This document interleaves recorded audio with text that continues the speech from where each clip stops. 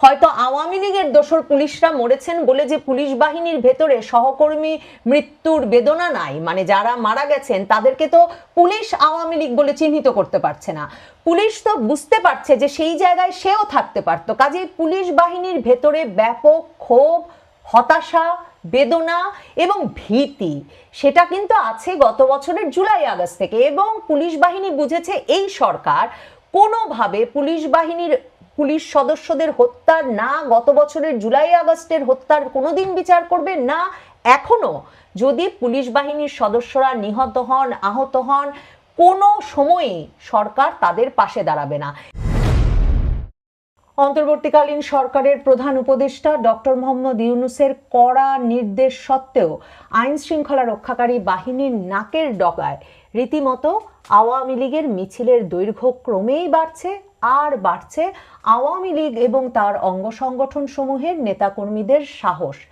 সর্বশেষ শনিবার দিন 13 তারিখে এমন এক ভিডিও বেরিয়ে এসেছে আওয়ামী লীগের মিছিলের, যার শিরোনাম করেছে RTV নিউজ সহ অনেক সংবাদ মাধ্যম। ঢাকায় এবার পুলিশের সামনেই আওয়ামী লীগের মিছিল। কারণ একদিকে যেমন দেখা যাচ্ছে মিছিলটি যখন যাচ্ছে তখন হাজার খানেক নেতাকর্মীর এই মিছিলে সকলেই খুব রিল্যাক্সড, মানে সকলেই কেউ দৌড়াদৌড়িও করছেন না, বিভিন্ন জনে নিজেদের সেলফি তুলছেন, মিছিলে স্লোগান দিচ্ছেন। ঠিক তেমনি সামাজিক যোগাযোগ মাধ্যমে রাজধানীর আগারগাঁওয়ে ওই মিছিলটি, সেই বড় আকারের মিছিলটির ভিডিওতে দেখা যায় মিছিলের পাশ দিয়েই চলে যাচ্ছে পুলিশের গাড়ি, তবে মিছিল থামানোর কোনো উদ্যোগ নেওয়া হয়নি। মানে এটা এমন এক সময়ে হলো যখন এর আগের সপ্তাহের শুক্রবারে ঢাকা শহরের বিভিন্ন জায়গায় মানে ব্যাপক গ্রেফতার অভিযান, আওয়ামী লীগ এবং তার অঙ্গ সংগঠন সমূহের নেতাকর্মীদের বিভিন্ন জায়গা থেকে গ্রেফতার করার পরেও রাজধানীতে তেজগাঁওয়ে, ধানমন্ডিতে সহ বেশ কয়েকটি ঝটিকা মিছিল বড় আকারের হয়ে যায় এর আগের শুক্রবারে। তারপর এই শুক্রবার এই 12 তারিখেও বাংলা মোটরে একটা বিরাট মিছিল আয়োজন করে ফেলে আওয়ামী লীগ। এবং সেই মিছিলটি প্রথমে, মানে কেন বলছি আওয়ামী লীগ নেতাকর্মীদের ক্রমাগত সাহস বাড়ছে, দেখেন এই 12 তারিখের মিছিলটি আওয়ামী লীগ শুরু করে, আওয়ামী লীগ এবং তার অঙ্গ সংগঠনগুলো শুরু করে, রীতিমতো তারা জড়ো হয় বাংলা মোটরে জাতীয় নাগরিক পার্টির অফিসের নিচে, মানে হচ্ছে গিয়ে রূপায়ণ টাওয়ারের নিচে তারা প্রথমে জড়ো হয়। এবং সেইখানে জড়ো হওয়ার পর তারা ইন্টারকন্টিনেন্টাল হোটেলের দিকে, মানে শাহবাগের দিকে মিছিল নিয়ে অগ্রসর হতে থাকে। তো এটা হচ্ছে শুক্রবার। এবং মিছিলে থাকা আওয়ামী লীগ স্বেচ্ছাসেবক লীগের এক কেন্দ্রীয় নেতা বলেন, এই অবৈধ সরকার কাউকে শান্তিতে থাকতে দিচ্ছে না। জননেত্রী শেখ হাসিনা সহ সারা দেশে আওয়ামী লীগের নেতাকর্মীদের মিথ্যা মামলা দিয়ে হয়রানি করছে, এর প্রতিবাদে আমরা মিছিল করেছি। তার মানে বুঝতে পারছেন জাতীয় নাগরিক পার্টির মানে অফিসের সামনে দুপুর 2টার পর, মানে দিনে দুপুরে জুম্মার নামাজের শেষে দিনে দুপুরে আওয়ামী লীগের নেতাকর্মীরা জড়ো হলো। এটাও হাজার খানেক লোকের মিছিল, সেটাও লিখছে RTV সহ সংবাদ মাধ্যমগুলো। এই মিছিলটি জড়ো হওয়ার পর তারা শাহবাগের দিকে যখন যাচ্ছেন তখন আবার সংবাদ মাধ্যমের সাথে তার মানে তারা কথা বলছেন। এবং মিছিলে থাকা আওয়ামী স্বেচ্ছাসেবক লীগের এক কেন্দ্রীয় নেতা বলেন যে আমরা দুপুর 2টার পর থেকে বাংলা মোটর মোড়ে লোকজন নিয়ে জড়ো হতে থাকি, 2:30টার দিকে ইন্টারকন্টিনেন্টাল হোটেলের রাস্তা ধরে মিছিল নিয়ে যায়। আমাদের মিছিল দেখে আশপাশের লোকজনও মিছিলে যোগ দিয়েছে। এর আগে পুরাতন এলিফ্যান্ট রোডের বরাক টাওয়ারের এক কর্মচারী bdnews24.com-কে বলেন, হঠাৎ দেখি হাজার খানেক লোক শেখ হাসিনা স্লোগান দিয়ে, জয় বাংলা স্লোগান দিয়ে বাংলা মোটর থেকে বরাক টাওয়ারের দিকে আসছে। মানে বুঝতে পারছেন যে বিভিন্ন জায়গা থেকে তারা জড়ো হচ্ছে আর বিভিন্ন দিকে তারা যাচ্ছে। মিছিলে শেখ হাসিনা আসবে, বাংলাদেশ হাসবে, জয় বাংলা, জয় বঙ্গবন্ধু, হটাও ইউনূস, বাঁচাও দেশ, এসব স্লোগান দিচ্ছিল তারা। এই শুক্রবারের আগের শুক্রবারে কিন্তু এই ঘটনার পর শনিবার দিন ডক্টর মোহাম্মদ ইউনূস অন্তর্বর্তীকালীন সরকারের উপদেষ্টাদের একটা জরুরি বৈঠক ডাকলেন এবং আসিফ মাহমুদ সজীব ভুইয়া সহ তার প্রিয় কয়েকজন উপদেষ্টা নিয়ে বসলেন এবং আইন শৃঙ্খলা রক্ষাকারী বাহিনীর প্রধানদেরকে নিয়ে বসে কড়া নির্দেশ দিলেন যে যে কোনো উপায়ে ঝটিকা মিছিল বন্ধ করতে হবে এবং পুলিশকে নাকি জবাবদিহিতার আওতায় আনতে হবে, যাতে পুলিশ এই বিষয়ে কার্যকর ভূমিকা রাখে। এবং শুধু ঢাকায় নয়, কারণ মিছিল তো শুধু ঢাকায় হচ্ছে না, তো নারায়ণগঞ্জে বড় মিছিল হয়েছে, সিলেটে বড় মিছিল হয়েছে। তো এসব কারণে তিনি কিন্তু বলে দিয়েছেন একদম শীর্ষ পর্যায়ের কর্মকর্তাদের ডেকে যে ঝটিকা মিছিল যে কোনোভাবে বন্ধ করতে হবে এবং কার্যকরী ব্যবস্থা নিতে হবে।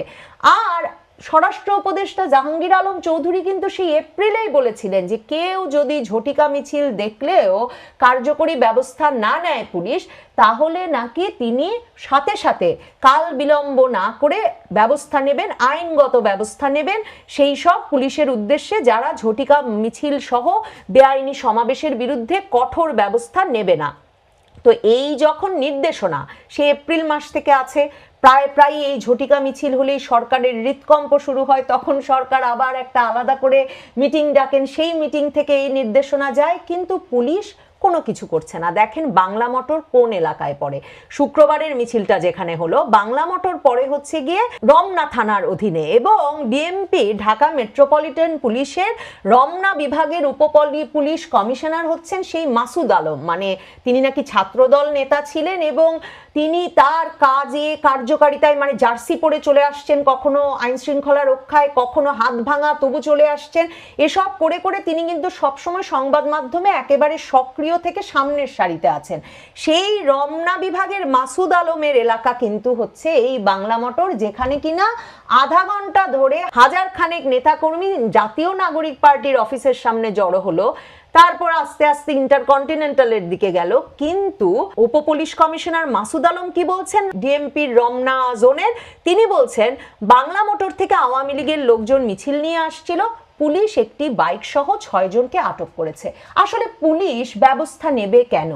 এই মাসুদ আলম যখন বুয়েটের মানে আগস্ট মাসের শেষে বুয়েটের শিক্ষার্থীরা যমুনা চলো আন্দোলন শুরু করলেন হঠাৎ, এবং তখন মাসুদ আলম যখন সেই ছাত্রদেরকে ঠেকাতে গেলেন এবং একজন ছাত্রের সঙ্গে মুখ চেপে ধরার তার এক ছবি নিয়ে মহাবিতর্কের সৃষ্টি হলো, এবং বুয়েটের ছাত্ররা রীতিমতো এই পুলিশকে ক্ষমা চাইতে হবে, স্বরাষ্ট্র উপদেষ্টাকে পদত্যাগ করতে হবে, এই দাবিতে শাহবাগ অবরোধ করে বসে থাকার পর কিন্তু Dhaka metropolitan police commissioner Sajjad আলীকে গিয়ে পুলিশের পক্ষে মাফ চেয়ে আসতে হয়েছিল। পুলিশের পক্ষে তখন এবং সরকারের পক্ষ থেকেও বিদ্যুৎ জ্বালানি খনিজ সম্পদ উপদেষ্টা ফাউজুল কবির খান গিয়ে পুলিশের যে ভূমিকা তা অনভিপ্রেত বলে এসেছিলেন, মানে তাকেও মাফ চেয়ে আসতে হয়েছিল। তখন এই ডিএমপি উপপুলিশ কমিশনার মানে রমনা জোনের ডিসি মাসুদ আলম কিন্তু সংবাদ মাধ্যমের সামনে বলেছিলেন যে যমুনা যাওয়া ঠেকাতে গিয়ে আমরা যা পদক্ষেপ নিয়েছি, যে বাধা দিয়েছি, তার জন্য আমাদের পদত্যাগ চাওয়া হচ্ছে। আমরা যদি এই বিশৃঙ্খলা সৃষ্টিকারীদের বিরুদ্ধে আইনগত ব্যবস্থা নিতাম তাহলে তার দেশেই থাকতে পারতাম না। পুলিশ প্রশাসনের ভেতরে গত বছরের জুলাই আগস্ট আন্দোলনে সহকর্মীদের মৃত্যু নিয়ে ব্যাপক ক্ষোভ তো আছেই, কারণ হয়তো আওয়ামী লীগের দোসর পুলিশরা মরেছেন বলে যে পুলিশ বাহিনীর ভেতরে সহকর্মী মৃত্যুর বেদনা নাই, মানে যারা মারা গেছেন তাদেরকে তো পুলিশ আওয়ামী লীগ বলে চিহ্নিত করতে পারছে না।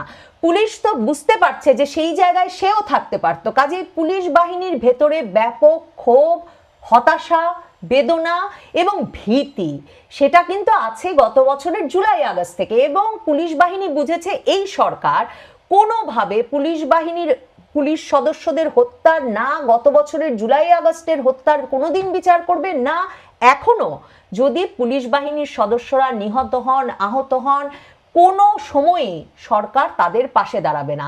এবং সর্বশেষ ঢাকা মেট্রোপলিটন পুলিশের এই ঘটনাটি, যেখানে যমুনা যাওয়ার পথে বাধা সৃষ্টি করে পুলিশের শীর্ষ কর্তা ব্যক্তিকে রীতিমতো হাতজোড় করে ক্ষমা চাইতে হয়েছে বিক্ষোভকারীদের কাছ থেকে, এরপরে পুলিশ আসলে এই সরকারের কথায় আওয়ামী লীগের মিছিল, যেই মিছিলে চারপাশ থেকে সাধারণ জনগণও এসে যোগ দিচ্ছেন, সেরকম একটা মিছিলে, এবং যে মিছিলের দৈর্ঘ্য ক্রমাগত বাড়ছে, মানে এখন এখন হাজার খানেকে পরিণত হয়েছে, গ্রেফতার করছে পুলিশ। এই শুক্রবারের মিছিল ঠেকাতেও পুলিশ কিন্তু গ্রেফতার করেছে।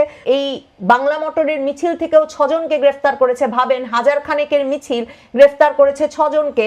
এছাড়া এর আগে কিন্তু প্রস্তুতি, ঝটিকা মিছিলের নানা জনে প্রস্তুতি নিচ্ছিল, এই অভিযোগে আবার 12 জনকে পুলিশ গ্রেফতার করেছিল বৃহস্পতিবার, মানে যে শুক্রবার মিছিল হবে এই ভয়ে।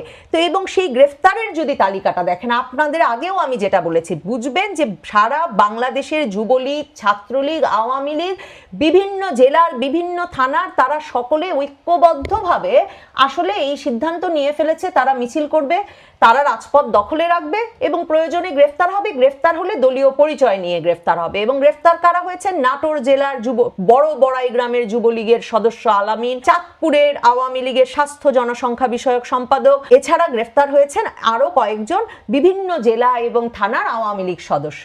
এবং 12 জনেই যে গ্রেফতার করেছে, শুধু কিন্তু বাংলা মোটরে না, শুক্রবারে বাংলা মোটর ছাড়াও কিন্তু উত্তরা এবং মিরপুরেও বড় ধরনের মিছিল, সংবাদ মাধ্যমের ভাষা আমি আপনাদের পড়ে শোনাচ্ছি, বড় ধরনের মিছিল বের করেন আওয়ামী লীগ ও এর অঙ্গ সংগঠনের নেতা কর্মীরা। দেখেন, যেই মিছিলের ভিডিও এখন বিরাট আলোড়ন তুলেছে, শনিবারের সেই মিছিল, যেই মিছিল আগারগাঁয়ে হয়েছে পুলিশের গাড়ির সামনে দিয়ে, মানে সেই মিছিলটি কিন্তু আবার দেখেন শনিবার দিন সকাল 10টায়, কোনো ভোরের মিছিল নাই। মনে আছে গত বছর জানুয়ারি ফেব্রুয়ারিতে যখন ঝটিকা মিছিল শুরু করলো আওয়ামী লীগ ছাত্রলীগ, তখন ভোরবেলা রাতের বেলা হঠাৎ 10 জন, 20 জন, 50 জন মিছিলে নামে দৌড়ে চলে যায়, ব্যানার নাই, ফেস্টুন নাই, সবার মুখে মাস্ক।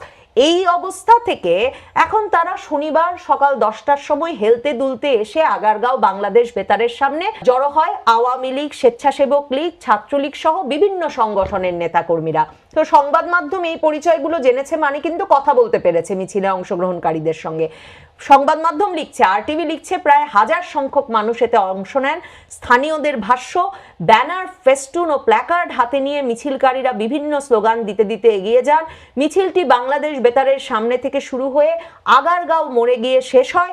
এ সময় শেখ হাসিনা, জয় বাংলা, জয় বঙ্গবন্ধু, শেখ হাসিনা আসবে, রাজপথ কাঁপবে ইত্যাদি বিভিন্ন স্লোগানে কম্পিত হয় পুরো এলাকা।